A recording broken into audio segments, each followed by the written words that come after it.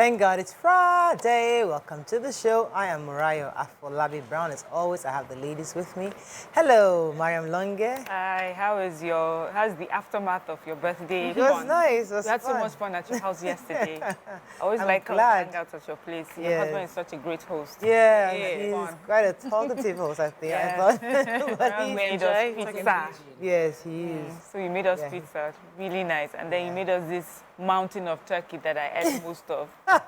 Really had fun. Yes. I had a lovely Yes, time I after mean, we people left. came in afterwards. You know, Dami came, my friends girl that from the neighborhood came, my brothers were there. It was just good to have people come and cool. I had fun last night. Thank you very much, Had fun ladies, with you. Thank you for for hosting us. coming. Yeah. Hi, Dean Tokwe. I'm good. So, you know, we have this stereotype around people. I brought in 2 people from the north to come to my farm to handle my yam plantation. And when they came in, everybody in my staff that interfaced with them, bringing them in, were like, this is not, they had an idea of what they were expecting. So there's some people that looked clean, were dressed in a shirt, trouser tucked in. And I saw their response and I was like, wow, we have a problem. These are not bad people. Do you understand? Yeah. They just assume that if you're coming to farm and you're from this area, you would look a certain way. So the accommodation I prepared, those guys said they cannot live in that place, that they don't have a proper window. Like, they insisted. So I had to get them somewhere else. And in my office, they were just dissing like, we have brought 2 Kiniko to work for us in the farm. I said, no, you are dealing with these people based on your preconception of how anybody from this area to farm look and be like. Yeah. And I'm happy to experience this, and I'm happy to expose them to it. We really need to travel around Nigeria. We really need to interact beyond our small communities and meet people, because if not, you really don't know what is going on. Start the travel. Well, summer is coming. You can use the opportunity to travel around Nigeria. Start the travel. I have traveled, so start. Yeah, I'm one of the most ignorant. Yeah. So tomorrow is our feminine energy dinner. Yay. Yes, I'm really excited. We're not sold out yet. We still have some spaces left, but where everything is ready, we're set. We have communed with the universe. We are ready to give what we have, and we're going to have fun doing it. So people can still pay for their spaces to be. It's going to be in VI, a choice place in VI where we're having the event, 3 p.m. to 6 p.m. and we are good. So we're ready for you. I hope to see more people. Yeah? You have to be there. Yeah, you have to be there. Yeah. That's it. So thank you so much again for your pizza. Yes. It's a luxurious pizza. Like, I only have one pizza that I eat in Nigeria, but Morayo's Pizza. Hey. We have to open a restaurant for Morayo. Yes.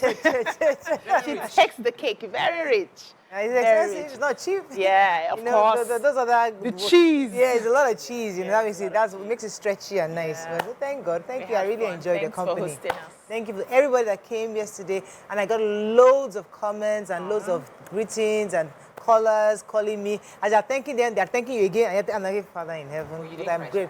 No. I didn't cry. Why would I cry? Oh, for my mom? Oh, no, I had that moment in the morning, very early in the morning, because our call usually comes in first, you know, so that's usually the first call. So I got a few first calls, you know, which was not my mom, but, you know, yeah, I got a bit emotional early in the day. But thank you, ladies. I had fun. All right, let's go on a quick break. When we return, we'll look at the front pages of the papers. Stay with us. We'll be right back.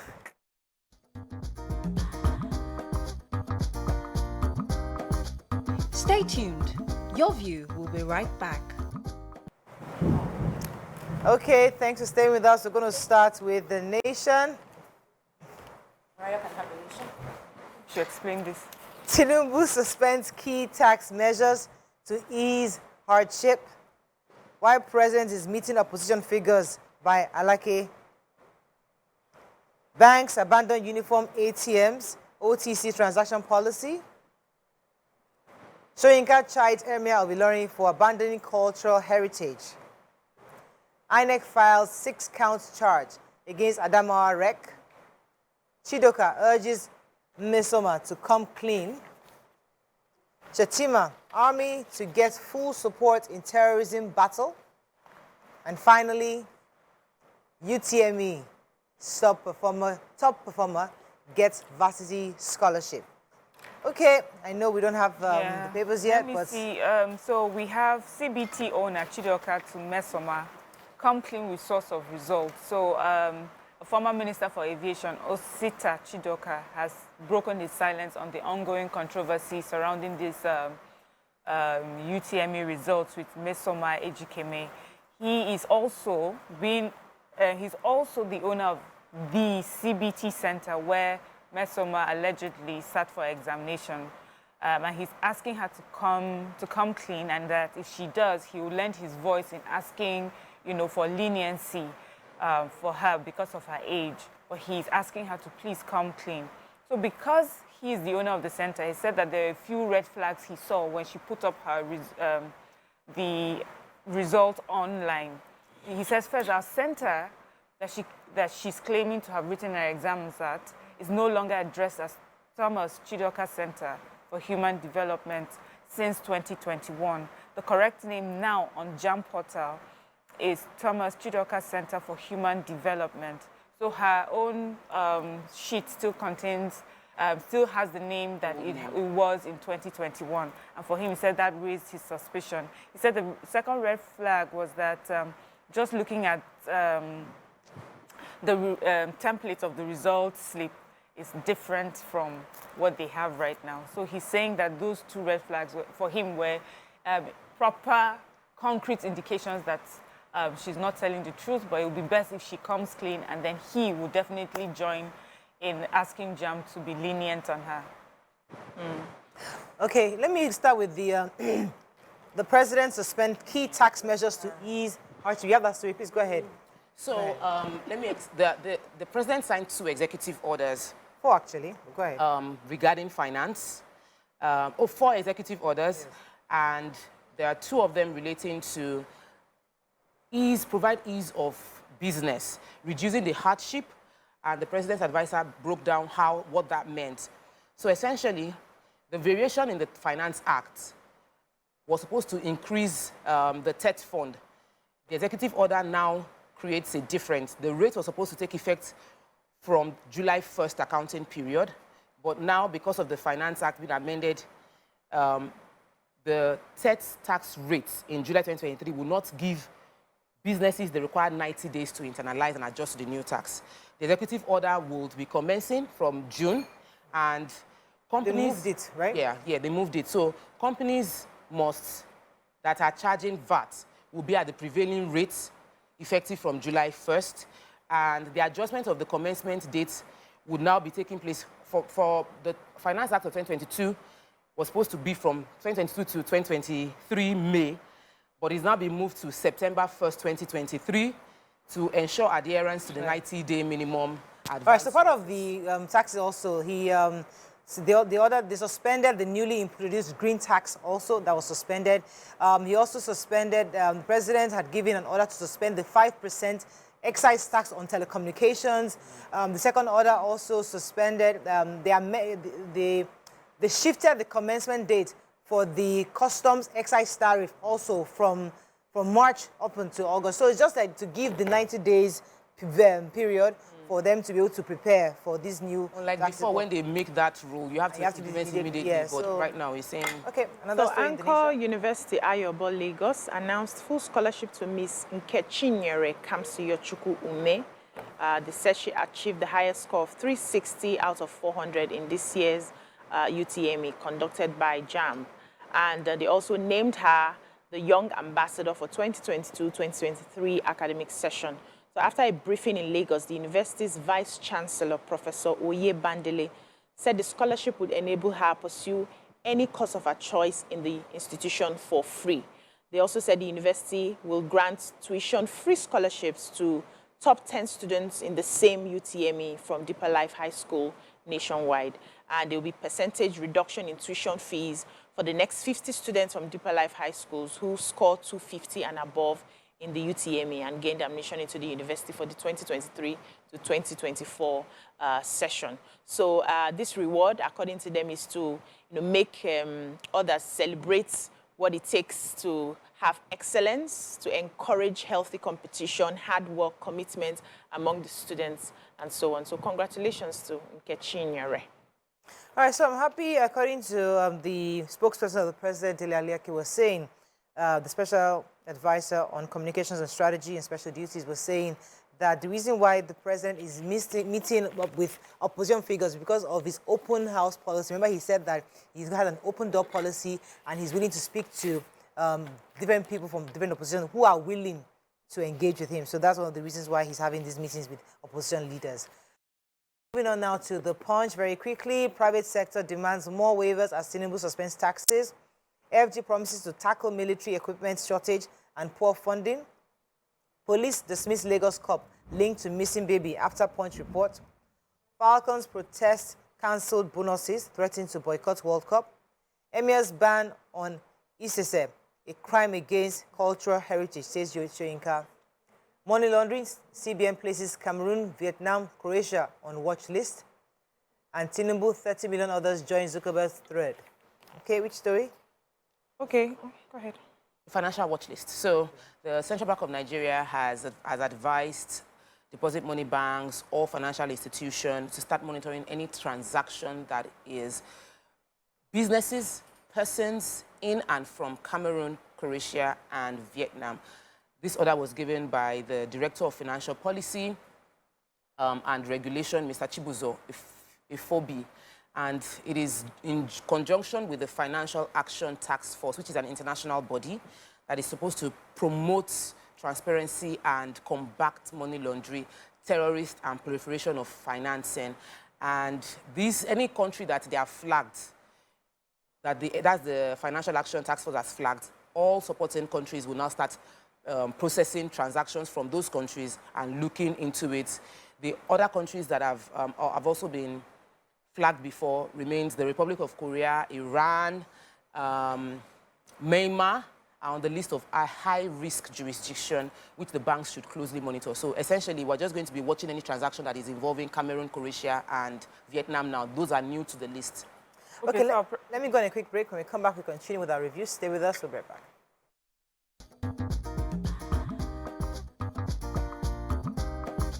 Stay tuned. Your View will be right back.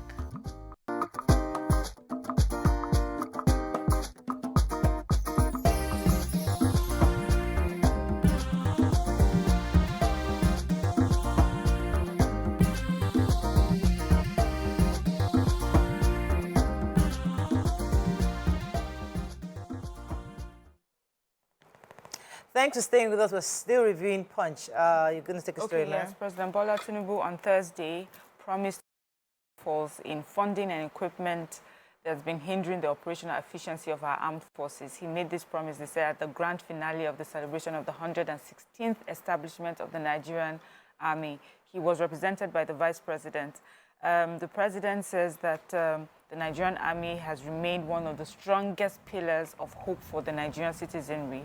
Also commended them that even though they had been part of, governance of the country, but since 1999 they have carried themselves professionally and under the leadership of civilians. And he also says that it's on record that the efforts of the Nigerian Army and other services and security agencies are responsible for degrading the dreaded Boko Haram terrorists. And so also acknowledge the ultimate sacrifice made by the military as well, and that they will do everything, the government will do everything to make sure that first they are aware of those poor funding and lack of equipment, and they will be doing things towards that to make them operationally more efficient. Okay, so Mark Zuckerberg yesterday launched Threads, and everybody went crazy over it. Even our president and the former vice president has also joined the 30 million members who joined yesterday Threads. This was obviously at the back of the fact that Elon Musk had bought Twitter sometime, yes. And people had issues because they had some restrictions on Twitter. And Mark Zuckerberg is assuring the followers on Threads that they're going to improve on it and get better. They're going to have the same, they're going to get it right first. And he was really excited because yesterday he hit 30 million signups about 4 p.m. Nigeria time. And according to this report, other platforms like Google Plus took 16 days to hit 10 million users. ChatGPT took 40 days. Clubhouse took 347 days, almost over a year. Instagram took 355 days. Twitter took 780 days.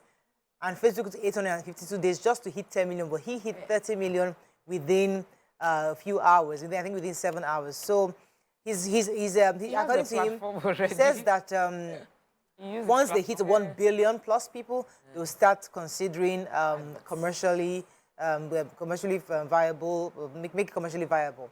You know, and well, it's exciting times because everybody was talking about Threads yesterday. I mean, signed up. Was blowing up. People I didn't even know it. 66. Yeah, yes. I signed up this morning because I was getting so much information. I was a bit bombarded because of the activities going around. Now took it in last night. I was going to read up on it. And this morning I said, okay, let me just join. It's so easy to join because I you did already have not join Instagram. because I am that person that will not join because the whole world is joining. Yeah. So when they blow the trumpet on the last day, Hey, well, I'll be there. But I've not joined yet. I'll take my time to do figure that. it out. Yes, so they said human interest story 6 months after a report by the Punch newspapers that gave a detail of how mother of 3, Fortune Obafoso, was accused of trying to sell her child by the police. One inspector Samuel Ukpabio, and had taken his her child from her for child trafficking, so to speak. So the reports came out that what happened was this lady gave birth on this particular day, and immediately she gave birth, she was arrested by the police. So they didn't give us detail where the police saw her, where the arrest was made. Arrested and taken to the police station. I was accused of trying to sell her own child. Now, the police took the child from her, the newborn baby from her, gave her 15,000 naira and drove her out of the police station with her 2 younger children. But she kept calling and, insisting that she wanted her baby back.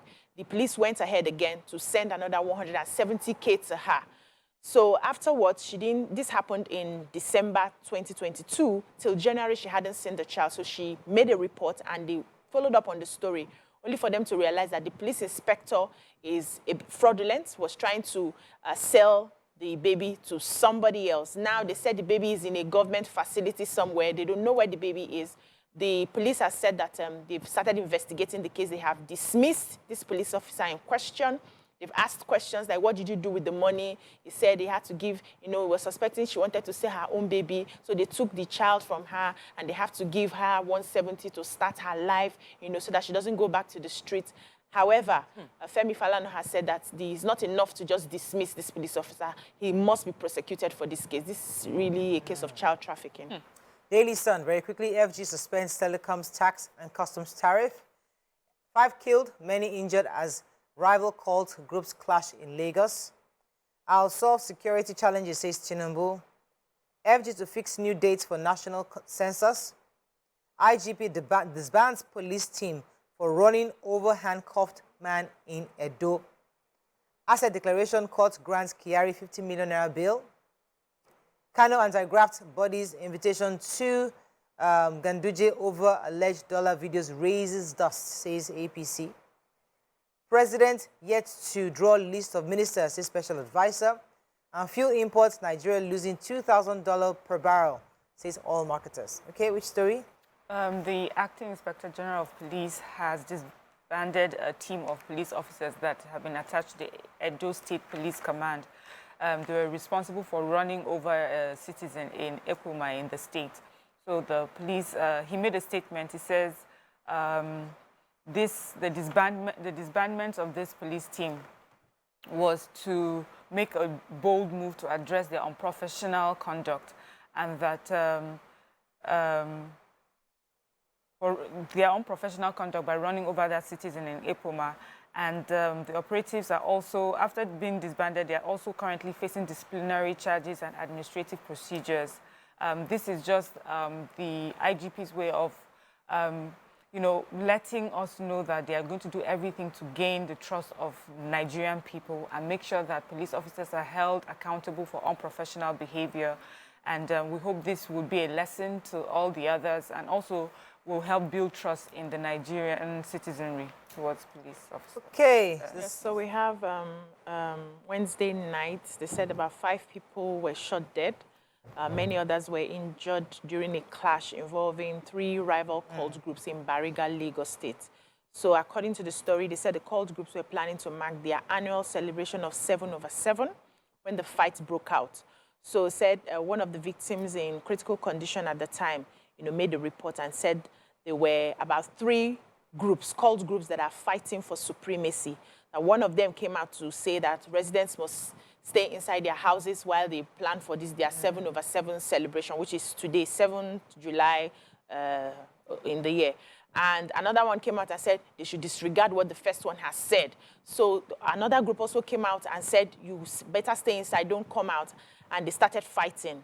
And so people, passerbys who were just returning from work were caught in the middle of the fight. Some of them sustained varying degrees of injuries and, taken to the hospital. And they're asking that the Commissioner of Police wade into the matter.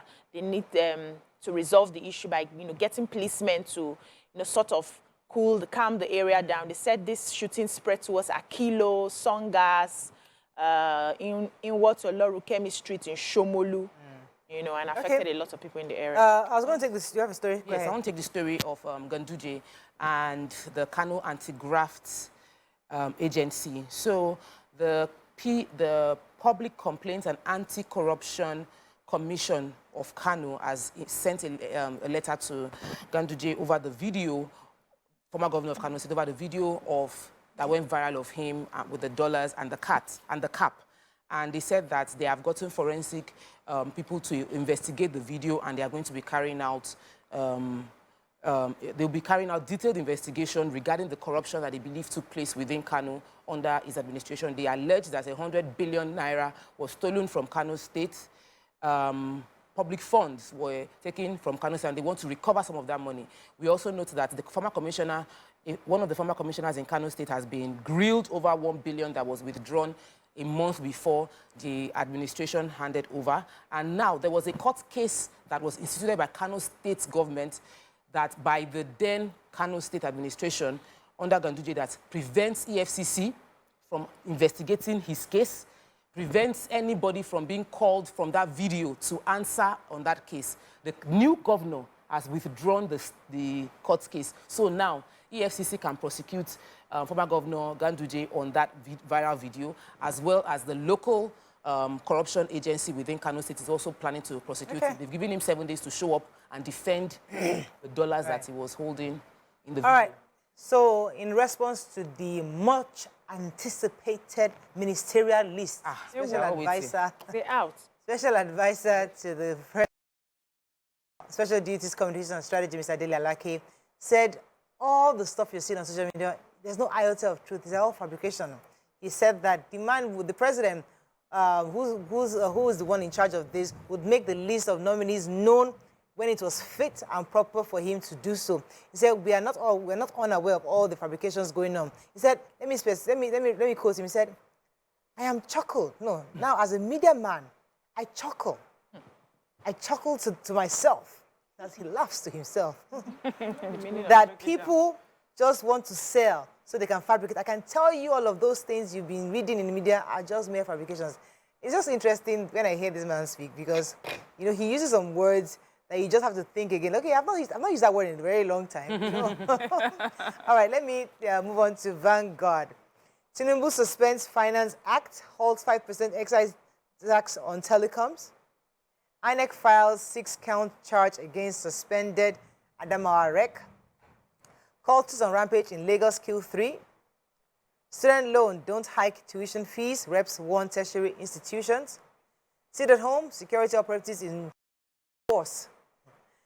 Presidency explains Tinubu's meetings with opposition figures. FG confirms 789 diphtheria cases, 80 deaths in 8 states. Okay, story. Are we starting with in Tribune? Let's see if a story I can take. Vanguard. Diphtheria. In Vanguard, sorry. Yeah, diphtheria. So the federal government has confirmed that there have been 789 cases of the disease recorded in the country so far. And this disease covers 33 local governments across Kano, Lagos, Cross River, Kaduna, Osun, and the FCT. Most of the cases were recorded in Kano, about 71%, and so far there's been 80 deaths recorded among the confirmed cases. The NCDC said despite the available safe and cost-effective vaccine against diphtheria in the country, 82% of the 798 confirmed diphtheria cases were unvaccinated. So obviously, if people are vaccinated, it would reduce, there will be less deaths, and NCDC is saying for the first time over 2 decades that diphtheria should be, the vaccine should be made available and people should go and take advantage of it. And individuals that have signs and symptoms should reach out to the local government and notify them of their states. That's all we can take on Front Page Review. When we come back, move on to our topic of the day. Stay with us. We'll be right back.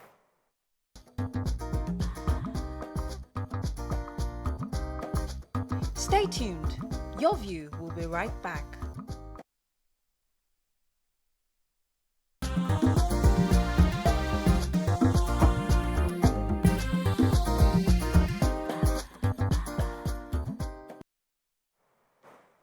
Thanks for staying with us. So, Friday, sometimes we like to discuss a bit of family, and we saw a post on Dr. Shola's page about a lady who said that I used to think I was happily married till last weekend when I found out that my husband of 23 years is raising 2 boys with another woman in Nigeria. Obviously, she lives abroad. Says I'm broken and so sad at the moment. This caught me off guard. I need help and support, but I have nobody. And this, you know, this thing brought to mind the fact that it's not a new story. We kind of all grew up hearing these kind of stories where the average African man, you would have one family somewhere, and you now find out, you know, at a later date of another family he has. And most of our mothers at the time accepted it. Some didn't, you know. But when a modern woman is faced with that reality, a more empowered woman, a more exposed woman, a more educated woman, financially empowered, is faced with that kind of situation where she's considering the deception, considering the fact that resources are going to be shared because of the fact that she was betrayed. You know, those days, those things were considered, but they were just like you can manage. But a woman today finds it difficult to manage. So our question is, for the sake of happiness, peace of mind, should modern women accept this reality, or can we fight it, considering the fact that we're not like our mothers, we're not like our aunties, we're not like them, you know, we see life differently, and we can insist on certain things, we can decide to leave, but if you leave, you'll be judged for breaking up your home, you know, not considering the children, you know, these are various things we have to deal with. So what are your thoughts on this? Do you think, we'll talk about the lady as we discuss it briefly, but then we'll put ourselves in her shoes in modern times. Should a modern woman make that kind of decision to leave or stay? She doesn't even know what to do. She's confused. She's confused. She feels powerless. Can we discuss the trauma of what she went through? Like, the first thing, she was like, I'm broken. Obviously. My heart is beating fast. I feel weak. So my legs are weak. Like, in my head, I'm wondering, if she had a pre-existing medical condition, this can kill somebody. What I'm saying, Tokwe, is that this is not new information. We know this thing. No. So, this is new for her. She thought for 23 years that we are happy, we are balling. Like, she thought she had a perfect marriage. I'm happily married until you just find out, shockingly, that there are 2 boys with another woman.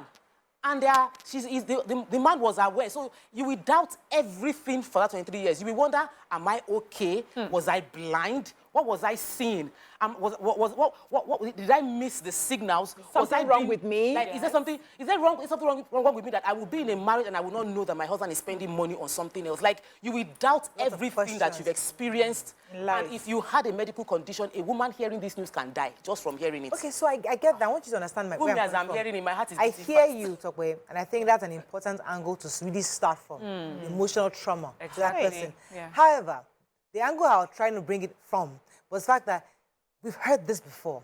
Even though we like to make it's their problem, it's so far away from us. But it's not something any woman can say, we don't have somewhere, okay, God forbid it happens. We've heard it from happen somewhere else. Is it that we should somewhat prepare our mind to have it, or how do we handle it if it does come? Because whether we like to believe it or not, as an African, there's a possibility, God forbid. I mean, I met my own younger brother when my father died. While my father while we're planning his burial, that's when they brought this young man. Ew. And I'm like, who, where, how? And then I saw how he jumped on my brother, who was our long-term driver. He jumped, oh, good to him. I'm like, What? how do you You know know him? him? You know? So these are these are the realities. But listen, our mothers have accepted it and they're fine with it. But how do we handle it? So I'll come to that trauma part of it because that's an important angle we hardly talk about. Yes, so we forget that we should start from the receiver of the information is also shocked. We always forget that part. Mariah, I know where you are headed, and I agree with you, but many times when we talk about conversations like that, we start from where you're going. Yeah. So because we do that, I feel men or people just take it, well, we have heard this before, it happened, so let's see how we can move on. Let us talk about what you have done. Let's talk about the betrayal that you have committed. Let us put this thing right before the men that do it so that they can look themselves in their eyes and see what it is that they do. You know, everything you mentioned that should be questioning, do you know the other family members should be questioning as well? People that she thought that my sister-in-law, oh, my mother-in-law that loves me so much. Didn't know about this. So these people all were in on this. All the times we go visiting and everybody's saying our wife, our children, they have been looking at me knowing that there's a whole other family. That person is feeling betrayed by not just the husband, but everybody that's aware of what has gone on. So it's important because I feel that because we mentioned this almost in passing, people feel women can handle it. See them now, they're about to talk about how to move on. Let us talk about how we stay here. What do you now expect for a woman to do when you come up with something like this? We have heard the men pull all sorts of things, screaming and shouting and calling blue murder because a woman has had a child out, and introduced a child into the marriage that is not theirs. And we agree with you, it's unfair. But do you see how this is almost the same thing? In fact, for me, I believe it's the same thing. How can you be with someone for 23 years? You lied to the person for 23 years. What else are you going to tell the person after that? How comfortable? I even admire the audacity of men, right? That when they do things like that they are comfortable to eat in somebody's house. If I'm the one, if I do something like that, I'll be too afraid. You may just poison me. But you will sleep in the house, you will eat. You're so sure that your wrongdoing would not have any consequences. The man was saying, so what are you going to do about it now? Like, just like you said, the audacity. So what are you going to do about it now? Oh, if many may go. That's what has happened, has happened. That's what I grew up seeing a lot of men say. If many may go, it has happened now. So what do you want to do? What do you want to do? This is just all shades of wrong. I think there's something they always say that men cannot take half of what they give, right? We've seen women mix children, and then the men find out and they raise the roof. Some with faints, collapse, high blood pressure, a lot of things. They are shouting DNA, DNA, DNA. But our mothers had suffered the same thing for decades on end, and it became almost normal. It became almost something something that you have to put at the back of your mind that it may happen. Every woman in Africa always has it at the back of their mind that anything can happen in this regard. There's somewhere there that if you mention this to your parents, your mother, she'll say, hey, but it's normal. It happened to this auntie, it happened to that one, it happened to this one. Try and move on. It now became something that we had to somehow, somewhere, put it at the back of our minds that this may likely happen in marriage. And if it doesn't happen, you are gracious. You are thanking God. You've seen something special. This is not how it should be. This is not the life that we expect to live. Now, the most painful part of the matter is, imagine if this woman was splitting bills with her husband, right? All their life, they had planned. You are working, I'm working, they are contributing 50-50, you know. You don't know that part of your 50 is what they're using to take care of another family somewhere. It's wickedness. Those days, the fathers will say, after all, I'm the one bringing the money, you know. I can afford to have you here and have you there. If you wanted to have another wife, why didn't you have a conversation? If you made a mistake in the relationship and you went outside, you started seeing somebody, and you want to bring her home. Why don't you bring her home? So that the conversation is simpler at the time. Okay, I've made a mistake, and I don't want to have this person. Why don't you bring her home? Why do you keep this a secret for 23 years? Maybe the thing came out by mistake. It's possible he had no intention of bringing it out till probably he dies. And then you see one woman and 5 children showing up to say, we also belong here. I think men, I'm happy these days, men are no longer excused for their bad behavior. A lot of women are more independent now to look you in the eye and say, I'm not going to take this. If we have an agreement that we're going to be in a monogamous relationship, if you go out of it, I'm out of here, right? However, we need to always put other people in our shoes. We need to have empathy. Because you will not, as a man, want your daughter to go through what you are putting another woman through. Yeah. You must look at it that way. So forget the fact that you get so ahead of yourself, your body is screaming, you see something in the skirt, you want to, tick that box, I've done this person, I've done that person, and all of that. Consider if you have doing this to your daughter, how you would feel. Right. And use that to just message judge came the in matter. from somebody, and I will not mention her name. It says, Mariam, my husband told me a story of a woman, of his nanny, of a woman who is the daughter of his nanny that had a child. So his nanny's child had a child, and he was helping to take care of. Let me just try to paraphrase. So pretty much based on what I just read while you're talking, I was reading the story. So his nanny's daughter had a child, and he felt connected to his nanny's child, and he was helping that girl raise the child. And when he now got married, he told his wife about this nanny's child that he's been supporting for years, even before he met his wife. Now, they've gotten married, they have their own children. The child is about to enter secondary school, and now the husband is telling her that the child is actually his son. From the nanny's daughter. The nanny's daughter. Ooh. And then she's now having to face, so she's angry, obviously. I mean, now I'm assuming, obviously she's upset because she feels that you should have told me from the beginning. So is it a deception that we're upset about? Or is it that it's something we can handle if we are told on time? No, or is it something we don't want to? So I'm trying to get to the perspective. So let me mention something. It's going back to the trauma because, for me, I'm just imagining that woman now. Immediately after that day, everything anybody tells her, she will not believe it. Like, that's a level of insanity.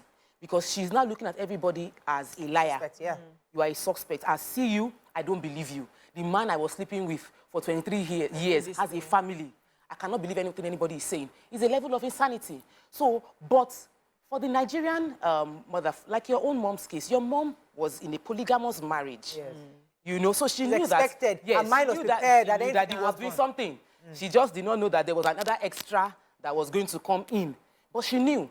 If you are in a polygamous marriage, it's a different thing. If you are married to a philanderer, it's a different thing. If you marry to a man that they've caught him a few times being drunk, sometimes you find condom, you find some things, you've seen some things. It's a different thing. Your mind is prepared. But your mind, you already know that This can happen. Protect me. Protect me kind of conversation. Unlike if you now were blindsided, 100%, you had no clue.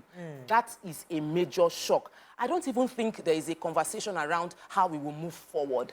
Because, like, the trust is broken. Trust. So it's broken so much. The only reason people can discuss moving forward is maybe from your background, you've already seen those kind of things happen, or maybe you had an expectation. But from the message I read from this woman, there was no expectation. There's shock. I will not preach. No, but people have been shocked like that and they move forward. In fact, that was the only option. This conversation we're having, they did not know that they could have this conversation. It was, okay, wipe your tears and move forward. But, you ask the question if it's the betrayal or the deception that is the problem. So it's just the same for men when they meet a young lady who does not tell them upfront that they had a child before meeting them. We've heard of women who would hide their children because they didn't want it to spoil their chances of being with a certain person. And the person finds out, and we hear that that's enough to break a marriage or the relationship. So I guess the same for a woman too. We're about to be in a marriage or we've just become married and then you're telling me of an indiscretion that happened many years before you met me. So there's deception there and we'll deal with that deception. And I'll be asked, my question will be, why did you think you had to deceive me? Is it because somehow that person is still in your life? Because if the person isn't, that means the person you had a child with. If the person isn't in your life anymore, I mean, haven't we been open enough? Or trust each other enough to share each other's past experiences and whatever, and to go into a relationship. So that's a red flag for a lot of people. Then it's also hard to... Then the betrayal for me, when it happens within a marriage, we know people have moved on. They continue.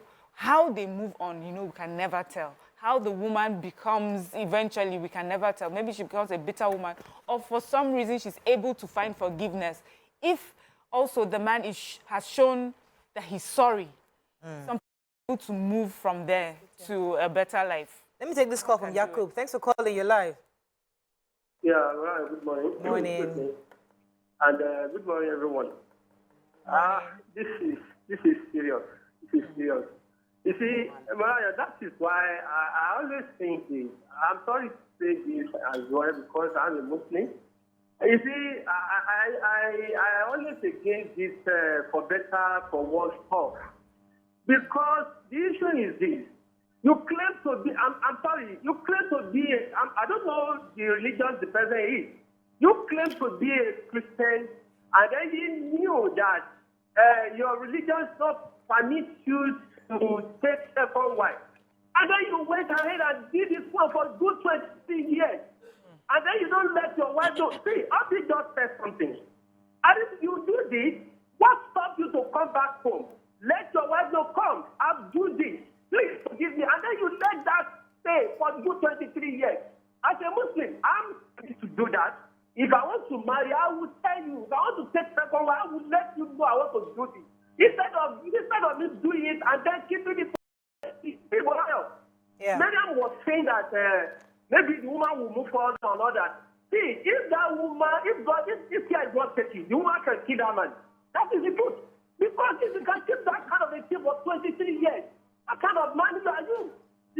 All right, thank you very much. I'm going to go on a break, but there's a comment here. I mean, comments are coming in. I think people are really have gone through this experience. Yeah. And this is opening some kind of worms that I'm really shocked about. Someone says, I left my husband when he brought home a child. My mother tried to stop me, but she told me that her reason was that my husband respects me enough.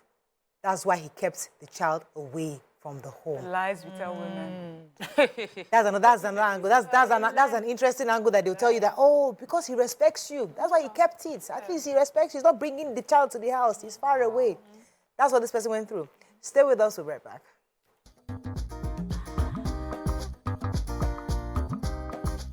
Stay tuned. Your view will be right back.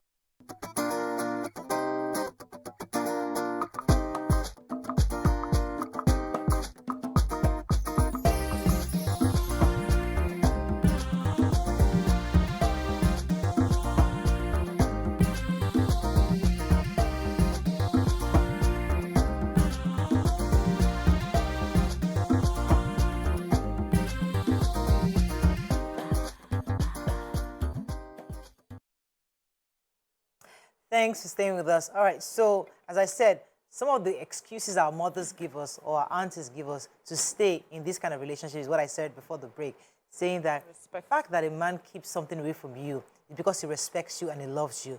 So don't make it look like he's forcing the child up, because back in the day, centuries, they will bring them in the house and you have to accept them. But now they're saying because they're away, respect that, but obviously that doesn't make any sense. Yeah. But let me take this call, hold, and I'll come to UBC.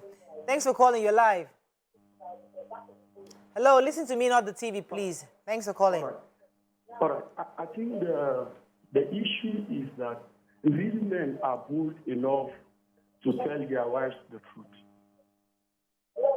They are bold enough to do what? They are bold enough to tell their wives the truth.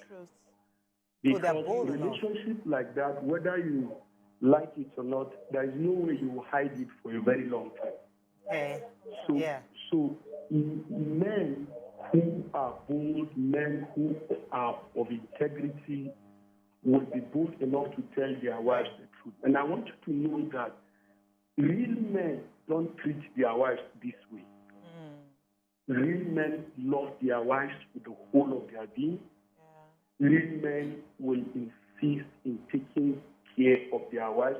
The issue that the man is keeping it so because he respects her, to me, keeping it is an act of disrespect for the woman. Because there is no way that she will not get to know, no matter how long it takes. Yeah. But right. however... Oh, Solomon, I really wanted to... Okay, he's there. He's still there. I will encourage such women to stay in that relationship as long as the man is not threatening their life. Because going out of such marriage, the disadvantage is much. How do you intend to go about your life? Do you intend to marry another person? Do you intend to stay alone? So many issues are, but to me, the lesser evil is to continue in that relationship. Solomon, but women will not Solomon. treat. Solomon, let me engage you for a moment. I know this is like when we have a man on set, it's always good to have this kind of conversations. When a woman who is sad, as you said, traumatized, obviously she's probably going to be bitter because of she feels betrayed, and we encourage her to stay in that marriage. Do you think it's healthy for her to stay when she has to raise children, have to deal with a husband who has betrayed her, who has broken the trust? How will she stay in that marriage? She's probably not living anymore, don't you think?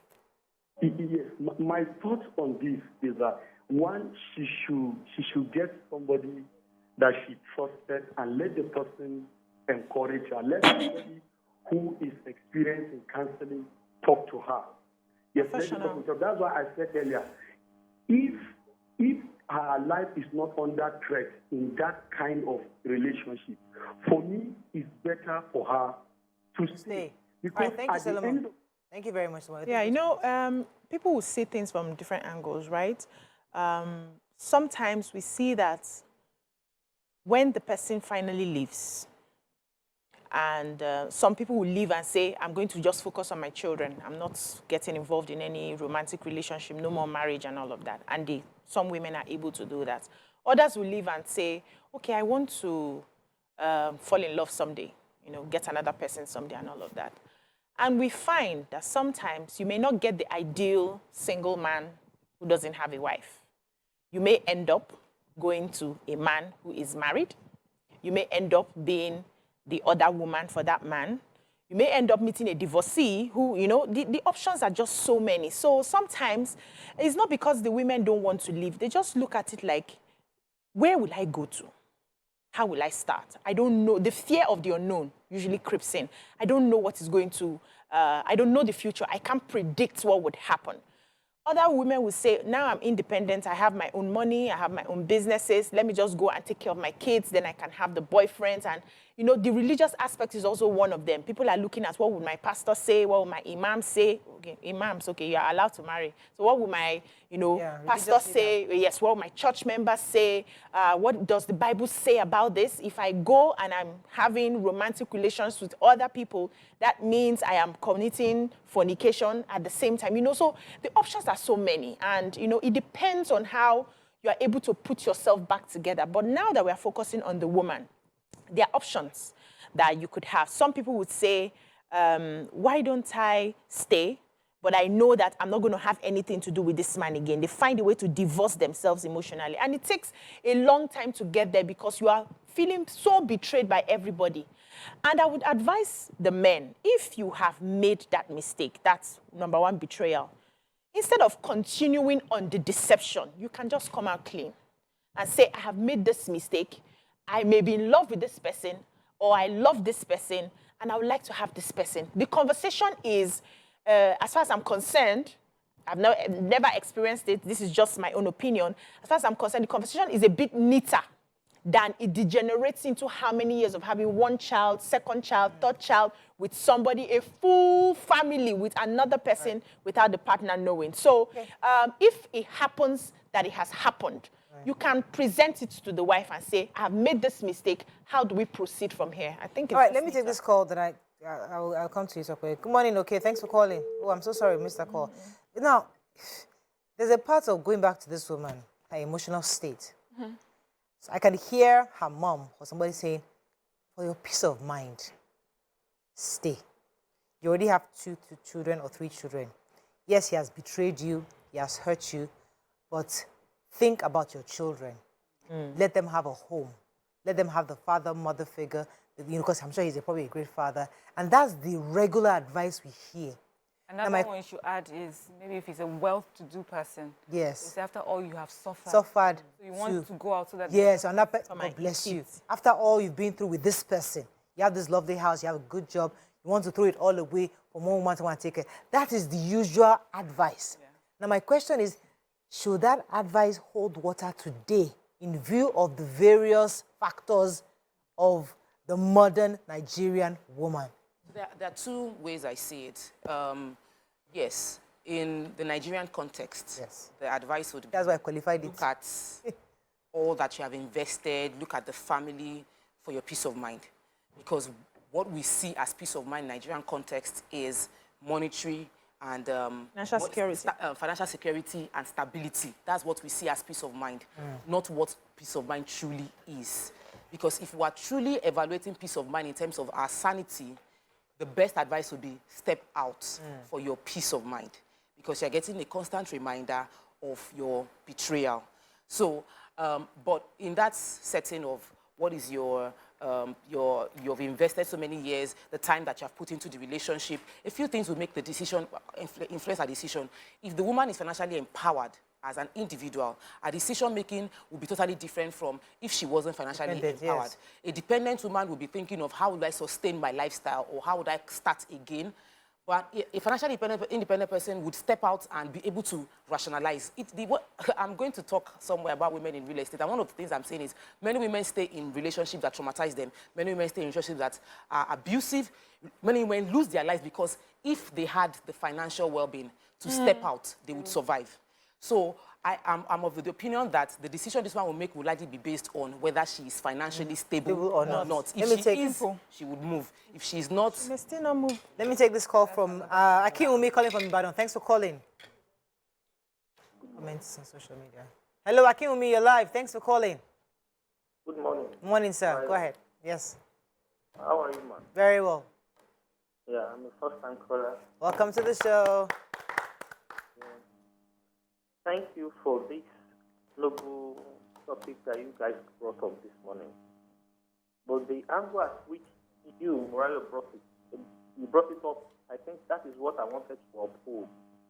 That what should the woman do and the consequence of the action that the man has done.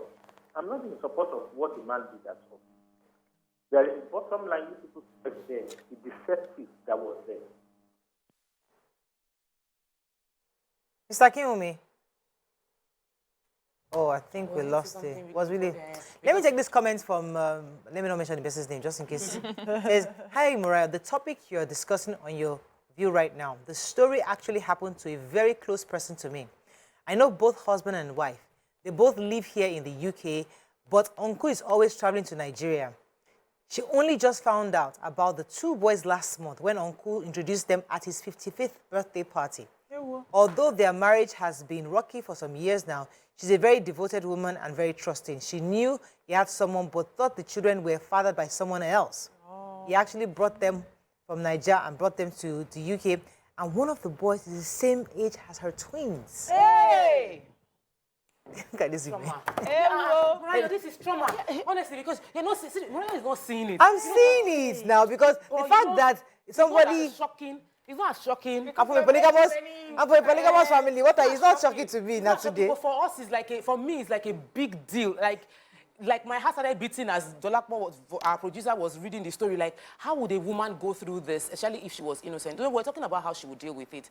And, the Nigerian context is forgive and move on. When we even discuss it with Nigerians, we don't think about her state of mind. We don't offer counseling. We just expect that she should pray and forgive. And accept forgive it. is yes. Forgiveness is of the Lord, and you pray, you forgive, you continue living with that person. The audacity of the man to think that I will continue to live in the house with the same woman and be eating her food and think I will survive with peace. But there's a part of age. If the woman is already in later years, maybe you're already in your 50s or 60s, you might be thinking, I don't want to separate and be living a lonely life, or I don't want to be... No, sometimes it's just that there are many factors. Okay, so let me throw this angle, because I've heard stories of those two women in this situation. One decided to stay, the other left. So it will tell you that the one who left had to struggle through life. Maybe something happened, she raised her kids by herself, and this happened, and that happened, and we see how the children are. And the one that decided to stay, even though she wasn't happy, but her children had a more stable home, and see, those are the kind of stories, I'm not saying I know somebody, I'm just saying that this is the kind of stories our mothers will tell you, and even movies will tell you that you that stay, you had want to, at the end of the day, to win, because at the end of, When we started the conversation, you said the modern Nigerian woman. Yes. The woman who is empowered. Yes. That scenario that you painted was very true for a lot of Nigerian men a long time ago, where it wasn't just because you didn't even want to work. It was just the way our society was. The man was the breadwinner. He would bring food home. Yeah. And even being single was seen as a bad thing, or being divorced was seen as a bad thing, that you'd be so tainted that another man would not want to marry a divorcee. Even to, in fact, even like a widow, people would not want to marry someone who's been married before and now, you know. But things are different now. As she said, people are more empowered. There's this story my late mother-in-law told me. She used to talk about this, her friend that she admires so much. She said many years into their marriage, after 4 beautiful adult children, the man opens up to her, he sends her a letter, opening up to her that he has a whole other family somewhere. Full. She was like, how many children? Over how many years? She was like, okay, fantastic, I've heard you. She said that the woman, being a judge, was able to drop divorce papers and everything, signed it on his behalf. One day he came out and realized he has been divorced, and she moved on with her life.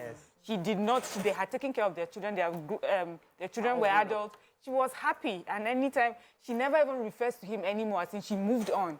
So there are people, and I feel a lot of, as you said earlier, if women are empowered, there's so many things that they will not take, and there's so many things men will not give. Because they know that they'll be... They know consequences. God bless you. When you know that your life, this person's life is almost dependent on yours, you will mistreat the person. I have to go on a break. Okay. Let me just have a call, I think. Okpayemi, thanks for calling. I'll come to you. Yeah, good morning. You're live. Go ahead, please. Yeah, actually, I listened to the program on the issue you are discussing. I think what the man is not good enough, because that's the issue of trust in the relationship. She get me. But notwithstanding, I would just urge the man in question to forgive. Because what I can see now is that in Africa, Yes. I find it difficult to hear Okpayemi. Maybe our volume needs to be increased. So I like... bring in our guest. All right. Can you hold it for a second? Okay. Let me bring in our guest. Stay with us. We'll be right back.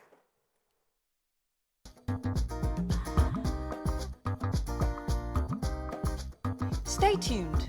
Your View will be right back.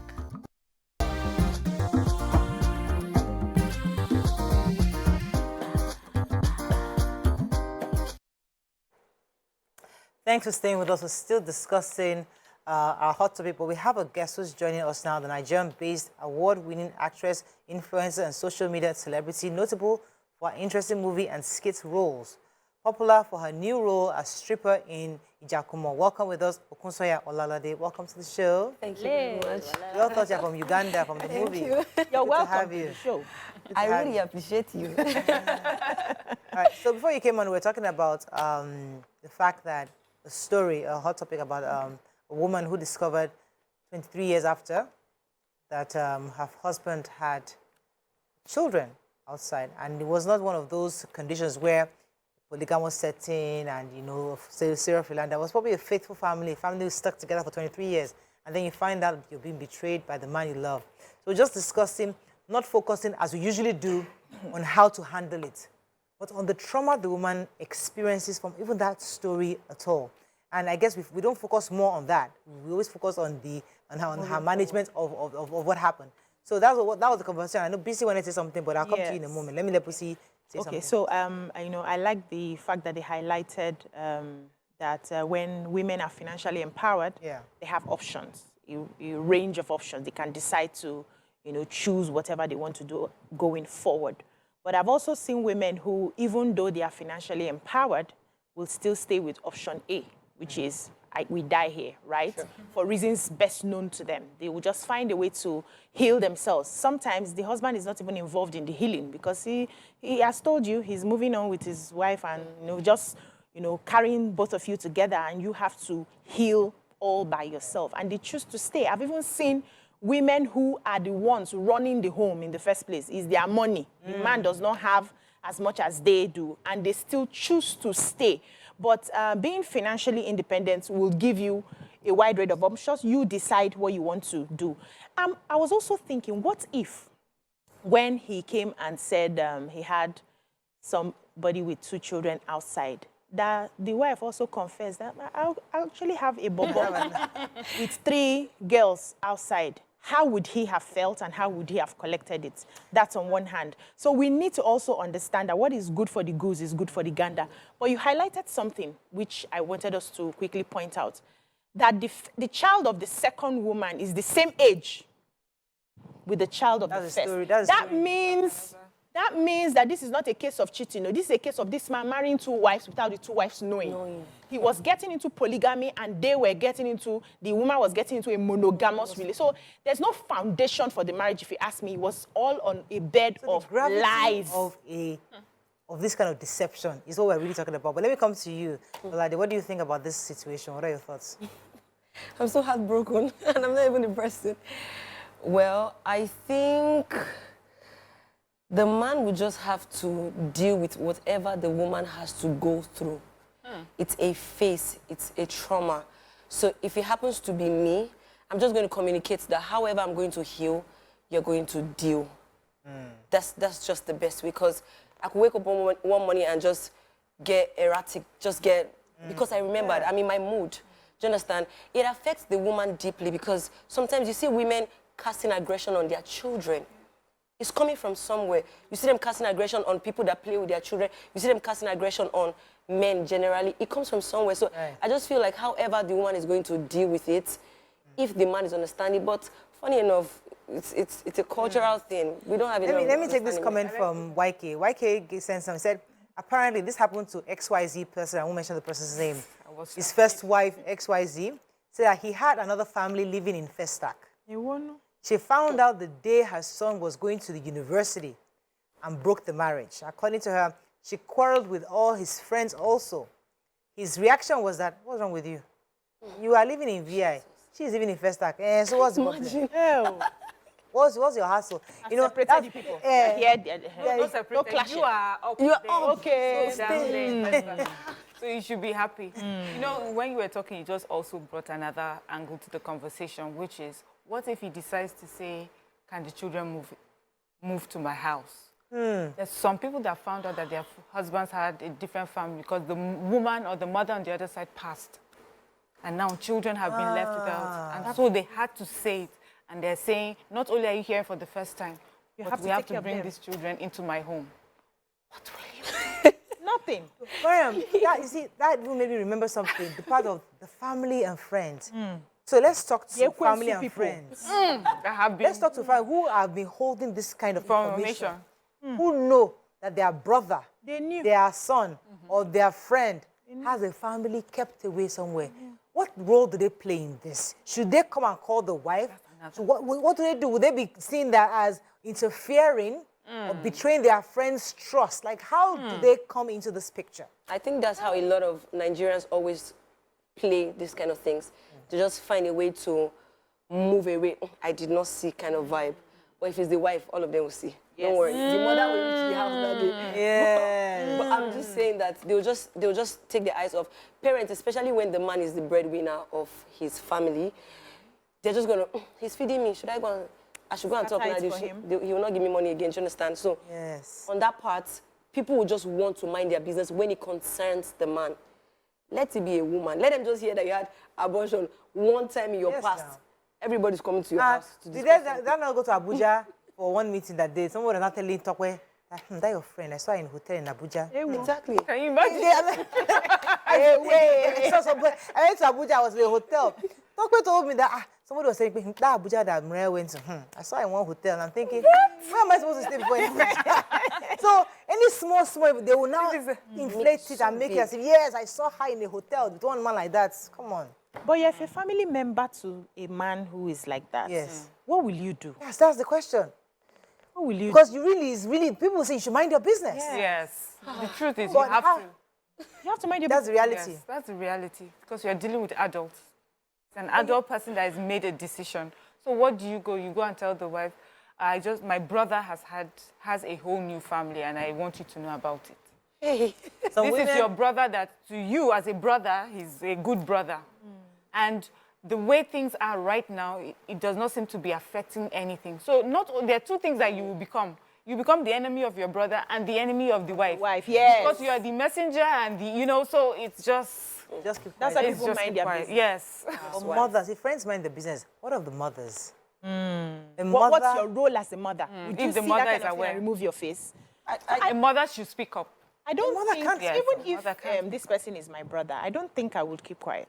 My kind of person. No, I don't think I would keep quiet. I will not go to the wife, but I will take that my brother's peace till he tells his wife. I will keep telling him that this is wrong. You have to tell, because I won't have the conscience to come to her house. And be She will laughing serve with me. her. I will laugh with her. I'll play the children and I'll play with the kids and then I'll go home. I would keep, he may not listen to me, depending. He may But you probably also cut communication with the family. Good. So let me even tell you what I've seen people do. What I see people do is they say, you know what, as far as I'm concerned, this new woman, I'm going to have nothing to do with her. So that's talking to the brother. People do that. And they just tell you, please leave me, it's my life. So you can keep talking, but the telling of the wife is what we're talking about here. Oh, it's not my job. So what you may do for yourself, for your own integrity will be, this is the one you brought home that I recognize as your wife. I am not going to be a part of visiting this person or knowing this person until you tell her. Because I don't want, when it finally comes out, that they will be calling me names alongside you because of your bad behavior. Yeah. Really, really sad. I mean, but I was going to take a few comments on social media on this because people are really sending messages on how they've actually experienced it. Do you know anybody that has been through this kind of this story where they have one wife in London and one in America and the other one, they're just, these are things that, I mean, for me, it's so... It's everywhere. I think Exactly. nearly everybody know one or two people that Yeah. it happened to. First off, Nigerian men, in their way, have this thing where it's a cultural thing anyway. They are the head of the family. They like to feel like the head. So they have this thing where if you don't want to go home, go to your mother's house. Do you understand? So it makes them, you see, when there's no curbing, when there's no penalty for wrongdoings, it just continues. And you pass it on. So it has been a trend from way back. Those forefathers who just come home and tell our mothers, meet your second wife, show her a room. You don't have a say. You don't have We're talking of young girls now. Yeah, so that's what modern woman. It has been passed to the modern men. It's not, that's why it looks like there's a war between feminists and guys that say, because there's a war of, why are you talking back at me? They're not used to it. It started from their father saying, your mother does not talk back at me, your wife should not talk back at you, or your girlfriend should not talk back at you. So now they're trying to keep doing it, and we are saying, no. You have money, I have money. Okay, if that's the case, go. And you still pay child support. On top of it. All right, let me take this call. Rotimi Ifowode, thanks for calling. Good morning. Good morning, sir. You're live. Good morning to the ladies. Thank you. I think contribution is from what we have seen so far in our society, in our modern day society. We have discovered that what the society is pushing for us is this. Not working for us. The Christianity that we are focused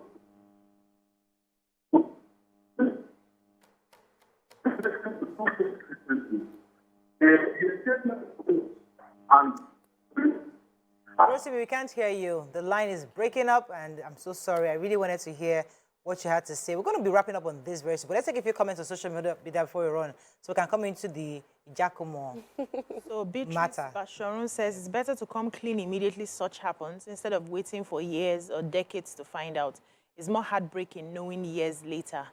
Atu Niger says women do something similar all the time and in a more devastating way. Women actually have men raise children of other men without letting the men know. Which one is worse? So the same. Andrew says, I think it's hypocritical for men to want a secure home and yet you go philandering or wakaing about entering every cave. Jules says, why should the woman always be the one to suffer? It's not fair.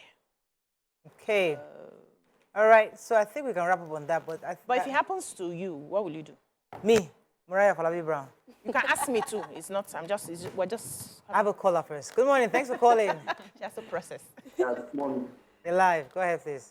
Yeah, actually, to me, I'm a first-time caller. Welcome to the show. Yeah, thank you. Actually, to me, I think the major problem that causes this kind of issue is that as speakers have said earlier. The line is bad. I can't hear you. Maybe the producers can hear It's a you. cultural thing. It's a cultural thing in our society. So there is need for us to address this cultural and there are roles of our religious areas. There are roles that they should play also. So when doing that, they have to come to practice. Let them know the point of what they are doing. For instance, I am a Muslim. As a Muslim, you can't, when you want to have an, it's one of the matter you have to discuss before getting married. If you have the interest of doing it. Well, I've struggled to hear you, but I know you said something about the cultural thing. I think that was what I could pick up from me. But I mean, you asked a question that if it happened to me. I'm an empowered woman. Okay. And I think that, option A. and I have options. And because I'm empowered, I have options. So if that happens to me, I can see clearly to know, okay, what I can do. I can provide a good family for my children. If I decide to stay, I can provide, I can find a way to dissociate myself from the emotions of that situation and still live a thriving life. And if I choose to leave, I can still still have a very good emotional connection. So because I'm empowered and exposed and enlightened, I have options. I have options. I think that's all we can take on this segment. When we come back, we'll now discuss with Ijakumo, stripper. Stay with us. We'll be right back.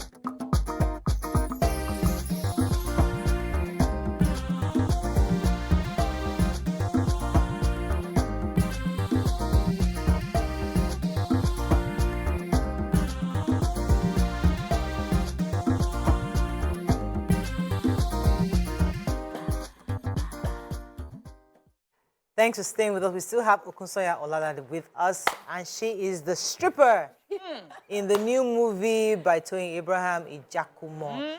It's showing, I think, on Netflix or Prime. I'm not sure. Okay, yeah. Welcome to the show. Thanks. Appreciate you. And Spit it out. Spit it out. okay. So we saw some of us saw the movie, and it was quite. What's the word I can use? Give me a word. I'm looking for the It was quite erotic, graphic. And we saw that stripper scene. Everybody saw it. And we just thought, am I still in a Nigerian movie? What's going on? Did I forget the movie I'm watching? Well, it was quite daring, I would say, also, because, I mean, I know acting is getting to a new level, in Nigeria especially. You guys are getting more professional, and professionalism will come with you being able to play different roles professionally, regardless of what it is. So we understand that. But as a Nigerian woman like you are you a Christian? How did you feel? And as a born again. How did you feel showing up beauty out there? Man. So I need to say this. I did not feel some type of way.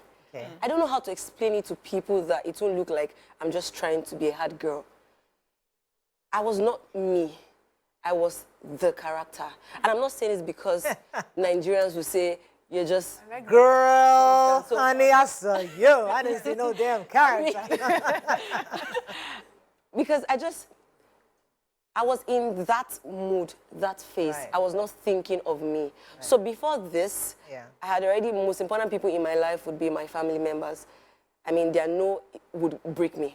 So while I was sending videos of, stripper videos to Tony Abraham, I was sending them to my mom, my sister, my brother, important people in my life. I said, these are the kind of things you would see on Netflix. I hope it's fine. My mom said, She'll make call first. She'll make call first. Understand? So, but they had prepared their minds. Yeah. They had prepared their own extended family's mind.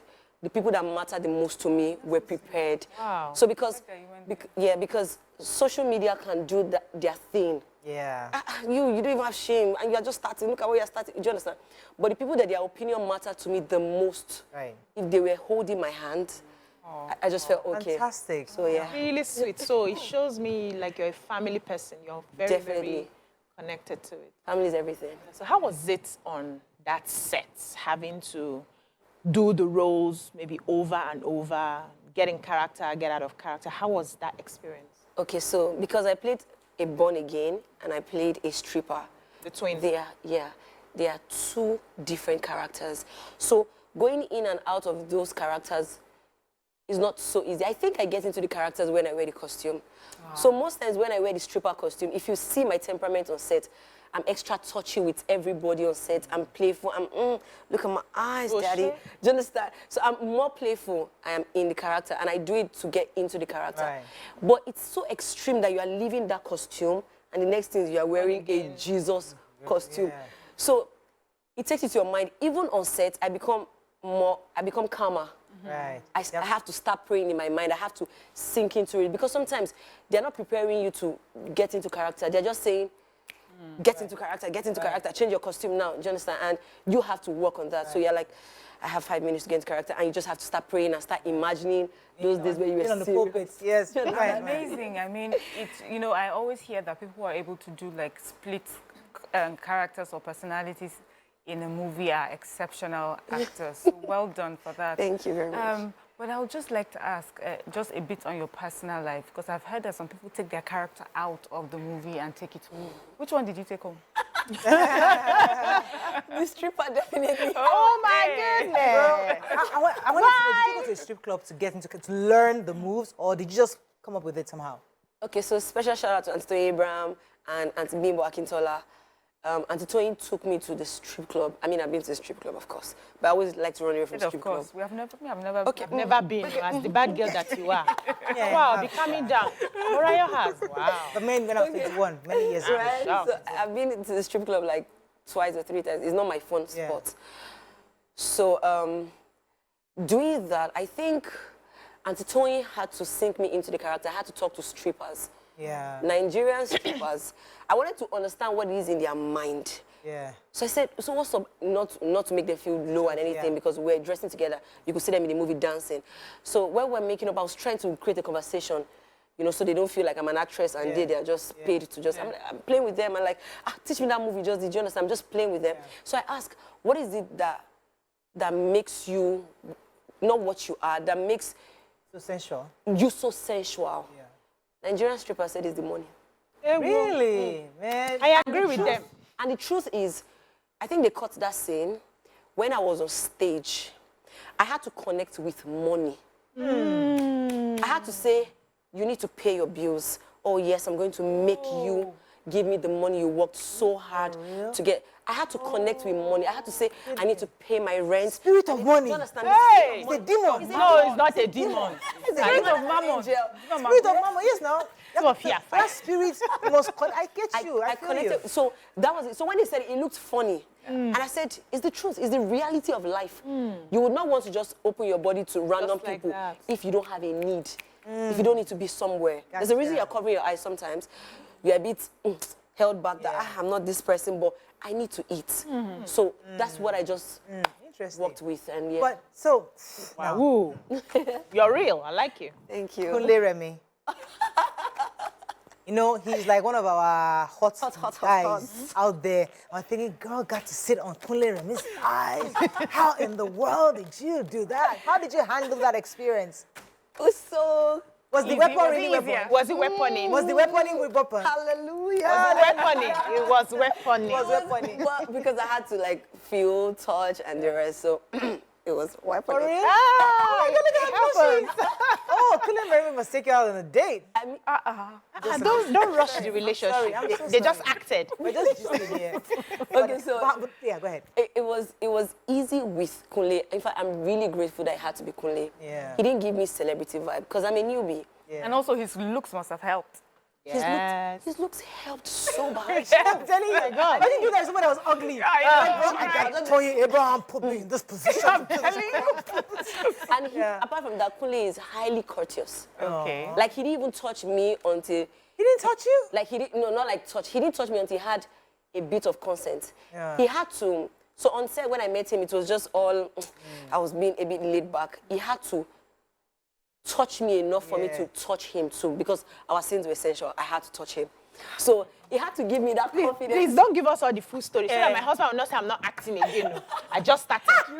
Mr. Abbo will hear Just this got one and permission say, to be acting. no. You see why I said you cannot. You'll be acting Reverend Mother. No, I don't want Reverend Mother. But wait, so tell us about the scripting. Yeah. the movie itself, when you got the script, did you feel that I'm new, I don't want to enter Nollywood with this kind of scene, or did you just trust the entire process? Apart from social media, real me is very daring. Yeah, so I'm just, Anthony Abraham tried so many times to say, oh, will you wear a short? I said, ma, strippers will not wear shorts. You know, on the bed, she'll say, she'll come and whisper to my ear, no, that is not because you're a newbie that I'm now using this opportunity to sell my movie. Will you wear a short? And I said, yeah, she was trying to make sure I'm okay, do you understand, with it. Like, so it's not like because she's a superstar and she's trying to bring me and I have no choice than to listen. So she'll just come whisper to my ear, like, is it okay? You can wear nika. You know, that scene where I was on bed with Kunle and I had to, like, when I was leaving, I tapped my ass and all. I was like, Kunle tapped your ass? No, she did herself. Yeah, you did. Too, I mean. Oh, man. But I'm just saying that she wanted me to wear like a short. I said no, I was going to wear like a thong instead because it's just very, it's unrealistic that I just finished, you know, and then... And you had... And then I'm wearing shorts. Not that I would have minded, but I understand. But I just want to talk about the auditioning. Were there like a lot of people auditioning for it, and then yours was the hottest, or was it that she looked at you and saw your social media thing and said, you know what, this girl fits the bill? Okay. So how I met Antoine anyway was I made a review about Prophetess, a movie she was. And so because my content on social media is very energetic. So I just made a review and I was just screaming, oh my God, have you seen this movie? Antoine Abraham killed it. I didn't tag her. I don't tag celebrities when I make review. I'm just talking to my followers. I think the movie producer saw my review. And you know that thing where there's the hashtag, and he took it to their group and she said, I love this person's energy. Came to follow me, said, I'll put you in my movie. That was it. Oh, look at wow. Oh, that's she was like, I'll put you in my movie and I'll make you a star. I'll help you. I'll push you for just doing me. I didn't tag her. I didn't because I was not looking for. Yeah, I sent her my review. She replied me with. I just joking. I think I sent her something that, and I think I loved her role, something like that, but she said, no, she wasn't something that she did anybody. But I mean, I'm really happy that she supported you. Let's talk about before we ask you more things on what you're doing next, the booty aspect of it. You really flaunted the whole thing, you know, and we saw some, you know, there's a way you can tell whether it's natural or it's not natural. So we saw some things that showed this is natural. It's natural. But I know that women in your industry right now, a lot of them want to look a certain way, want to be more sculpted. Are you going to consider it since you are taking stripper roles already? So, I have already. So the only thing I keep saying is maybe when I give birth, I may have to take tummy fat if it's not going. I mean, naturally, it's not always like, I don't have big tummy naturally, but I'm just saying that if I give birth, I hear a lot of mothers saying it won't go down. So I may have to just do like a lipo. A mommy makeover is what we call it. Mommy makeover, So I may have to do that, but the BBL, I think I have. You have. Do you worry that people would just see you and just see the stripper girl? Because no, Nigeria, we like to stereotype actors. So before you know it, now they start looking for sexual scenes to give to you. That auntie, that Uganda lady. Let us Ugandan accent and let us Yes. Do you feel that people will see you, stereotype you in that kind of... So movie producers have been coming with scripts pertaining. And I'm rejected. Exactly. Because I want something else. Yeah, I want you to see me as an actress, not just for the body, not just for that part. So I'm rejecting. First, I'm rejecting because there are options now. Yes, baby girl. We know that. I'm not stuck to, if I don't take it now, will I eat? There are options. Right, so I'm rejecting. Or when you give me a script, because producers can sometimes not tell you that you will do this thing. So you get on set. Get there. So I'm asking directly. I hope my manager is asking. I hope there's no sensual scene there. So they're like, okay, just the usual kiss and touch. Hope it's not as erotic as what you have. So we agree. So when I get there and you're trying to, we can leave. Yes. So it's been agreed. You want more challenges. You want something maybe this time carrying gun and, you know, doing some karate moves. No, I love that a young girl is able to do that for herself. That you're able to take roles, not out of desperation, but because, you know, you have the options. So you must have taken, I know that this Ijakumo has given you some sort of boost. But apart from just that role, what do you think in your personal life has built this confident young lady? Surviving, that's it. Really? Yeah. How did you survive? Tell us. Life, Nigeria, we're surviving. We have to, make ends meet for ourselves. What's your background like? Background is beautiful, very supportive family, sweet, and all. But I like the top life. I like to look like the girls I see The magazine. in the magazine, on TV. So I'm like, the more I grow, the more I see that they didn't get there by just hi, hello. They worked. They made some decisions that are not very comfortable. Do you understand? So while growing, I'm like, I'm faced with some challenges, and I'm like, will you take it or you just go back to your normal married life? And I'm like, I'll take it. Go naked on social media for my. Thank God it's my movie. Some people just go for views and likes. I'm going there for movies. So now I have something to say that, do you want a stripper to wear trousers? Do you understand? So if you try to bash me, I'm like, do you want a stripper to wear sweater?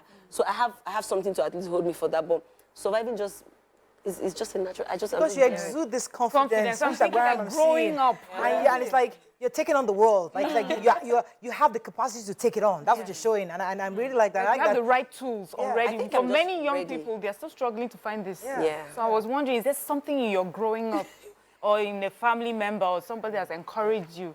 I think that just has to be my mom. She's just very, and my siblings are very. It's just I come from a very loving family, very upholding. Fantastic. We can tell. I mean, because So we have to wrap up everything's very my soon. family. But I Okay. mean, and shout out to Tony Abraham who brought you in. I mean, I like the fact that she saw you and she brought you in. She took a chance on you, which is great. But what are the numbers looking at? How is Ijakumo doing?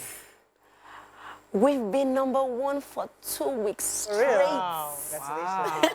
Well done. 2 weeks straight. Well done. Thank Well done. you. Nigerians are loving it. Yes, they are loving it. All those things you were seeing in the movie. I mean, you know, I say, let me talk as a Nigerian woman who is Nigerian a very mother that goes to Nigerian redeem. that goes to redeem church. Okay, Father in heaven, these are the things they are saying in Nigerian strip clubs. I have to watch it alone because I didn't want wala. These days, once I'm watching a movie, Father in my heaven. husband will say, can you do that role? Hey. Brother, be calming down. It's not like they've even given me the script. Why are you giving me how to my be calming down? I mean, my parents took me to a strip club when I was 21, back in the US then, and they made me do all the, But that was the only experience I had. I had it in my head, but I've never. Oh, you did the poll?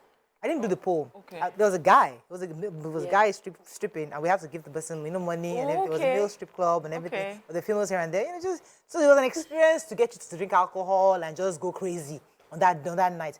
That was it. But I'm not going to a Nigerian strip club because obviously. So we plan and go one day. I would like. Let me tell you, there's something I think I'm sort of racist. There are some things I want to see Oyinbo people do. I don't see. I mean, I think that's the reason I don't really like going to the strip club most times. Yeah. But I think after playing the stripper, You'll be going more often next now. time I go, Let me I give you will go often. I will spray them so well. It's We not have easy. to wrap up. Let me give you the final word. Talk about Ijakumo. Let me give you the final word. Okay. Go ahead. Say something about Ijakumo. So, first off, we're still trending, and I think Ijakumo just encompasses on a lot of things. So it's relatable to a lot of people except underage. Thank you very much. Don't watch it. Okay, we got to roll. That's all we can take on this week of Your View. If you enjoyed it as we have a fabulous weekend. We'll see you on Monday. Oh, we're going to Adas's Mall's party on Sunday. Mrs. Adebi, she's turning 50. Praise the Lord for that. So excited about that. In advance. See you Monday. Bye for now. Bye-bye.